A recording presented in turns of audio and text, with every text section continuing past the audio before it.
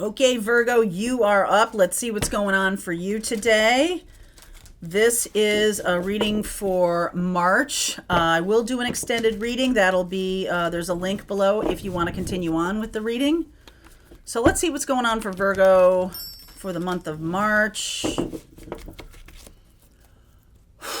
All right, deep breath, everybody. Infinite abundance. Beautiful. Faraway places. Get ready for new horizons and transformation. All right. So, this is a time when, if you are really embracing your path, things may change, right? We got that transformative energy there at the end. Some of you are really reaping the rewards or benefits of work you have done. Some of you are closing up or ending a thing and moving into something new. I like that. All right, been seeing a lot of that. Been seeing a lot of endings and new beginnings. Yeah, Six of Swords, moving away from something there. Let's see. Ace of Cups, Lovers. Oh my goodness, look at that. Wheel of Fortune, the Knight of Pentacles, Seven of Wands, and the Eight of Wands. Yeah, Four of Cups, the Sun, and the Five of Wands. So 7 and 5 of Wands, very interesting. So Virgo, I just feel like you are being offered a new path, and I feel like you're resisting it. I feel like you're definitely resisting it. Look at this. Ace of Cups, Lovers, Wheel of Fortune. Okay, the universe is here, got my back. I'm ready for my close-up CB. I'm ready for, what my my next big idea is or something like that. It almost feels like it drops you into this Knight of Pentacles energy, which is very much plotting. Now, I don't mean plotting. I don't mean they're plotting against you. I mean plotting. One step forward, one step forward, one step forward. It's like the wheel has turned, and now all of a sudden, why are things taking so long? Why aren't things flowing anymore? What's going on? In the extended, I will look at week by week. March 7th, we have, not only do we have a full moon in your sign, okay, in Virgo, about our day-to-day routines. What do we need to leave behind? I feel like there's something that's way too heavy, okay? Like some responsibility that you have that's eating up all of your money or your time, some job that you have that's eating up all of your money or your time or your creativity, something like that. And I feel like you've resisted leaving it behind, and now whoosh, I'm going to move forward. I'm going to do it. I'm going to not hold back. The issue is, though, I think your belief system is the thing that needs to change. It's a mindset thing. I know this is a pentacle, right? I don't see any swords here, except for the Six of Swords. And this is the thing that is about getting from one place to another, moving away from choppy waters into something more peaceful. And I just feel like you might have some kind of idea that you have to be the one doing all the time. You know what I'm saying? Like really have your hands in in every single pie at work or at your own business or something like that. I just feel like there's something new that wants to come in, and you might be trying to put your old way of doing things over top of it, and it's much lighter. So for example, you might have had a business or a relationship where you did all the work. Okay, where it was you were at the center of the business, you were at the center of the relationship, making it go, making all the plans, making reservations, getting things done, blah, blah, blah, blah, blah. You or your work, you might be the brand, you might be the person that's the thing that people are buying. And that can lead to some kind of burnout, right? If it's always got to be you. Now, I feel like you finally say to yourself, okay, I'm not going to do that again. I'm not going to be the brand. I'm going to be accessing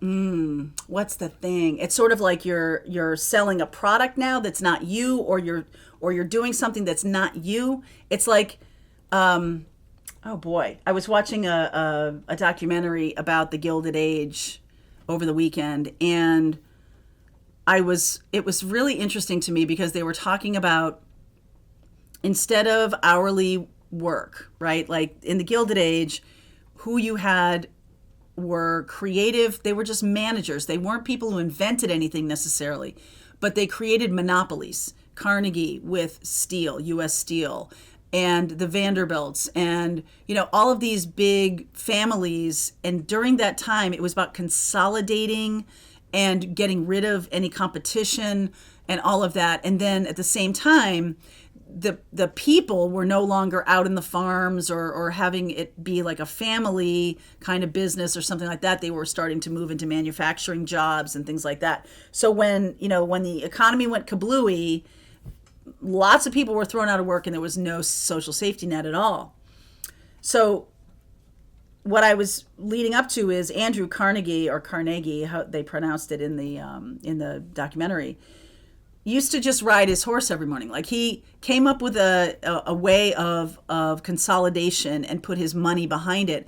And so he was free. He didn't have to be on, from, morning till night on this business to make sure it was going. It was going.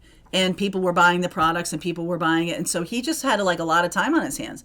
I almost feel like that's what's going on here. If you have been the product, or if you have been the one who makes things go, this feels to me like you are no longer going to be doing that.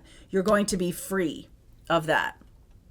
Okay? So the change here is that, hey, you're getting into a new kind of relationship, and you don't have to be the one that makes the reservations all the time or does all the work. You don't have to be doing that. If you're leaving behind a job or a business that maybe brought some burnout to your life, now this is something that, like, maybe you write a book that sells millions of copies, and that just keeps generating money for you. Do you see what I'm saying? There's something that's generating and freeing you up. You no longer have to be the one who's at the center of the action. Okay, so why is the Seven of Wands here? Two of Cups. Some of you have been resisting partners. Okay, this Ace of Cups and the Lover's card, and then the Two of Cups. Some of you are very determined to be doing this on your own, but I feel like a partnership is something that's going to be very helpful to you. Okay, so you might be resisting that. You're resisting the advice of another person. Why is the Seven of Wands here? Queen of Swords. All right, no more are you going to be struggling with this. You are going to see, I like this, Wheel of Fortune and Eight of Wands and the Queen of Swords, really seeing my future. Why is the Four of Cups here? This is like a control thing here. Yeah, I feel like you're healing. Now, all due respect, I feel like this reading is saying to me that if you've had any issues around control or perfectionism, Virgo energy can be very perfectionistic. If you've had any of those tendencies, I just feel like you realize that that's just holding you back. Okay? And this beautiful energy of moving forward, there's a new partner, there's a new joy, there's healing. And, Queen of Swords is like, yes, I see where I'm going. It's almost like this full moon in your sign of Virgo illuminates the path for you. You finally see where you're going. You can finally get a sense of what's ahead. The Wheel of Fortune, I'm going to clarify the Wheel of Fortune. I don't know, just one card here. Five of Swords. The Eight of Wands here. Ace, oh my God, that Ace of Pentacles keeps coming up. I feel like one of the things that needs to be healed for you is how you communicate with other people, or how you deal with partnerships, and how you would deal with not being the centerpiece of the business or the centerpiece of the relationship. How would you deal with that? I just feel like this is freeing you up. And it's like you can't have it both ways.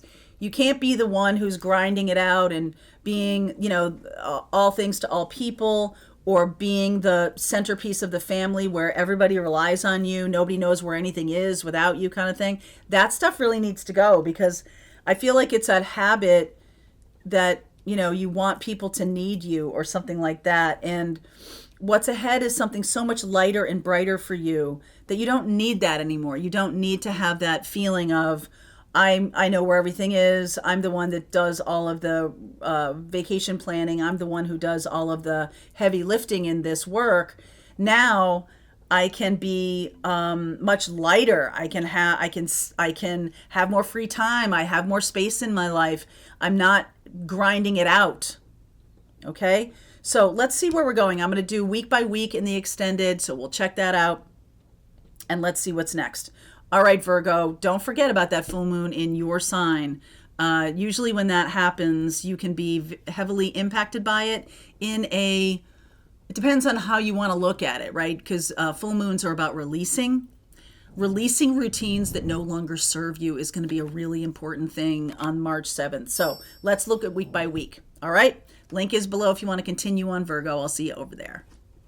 All right. I hope you enjoyed that video. If it was helpful to you, please consider liking this video and sharing it with anybody who might have a need for similar kind of information. And if you like this video, check out these videos.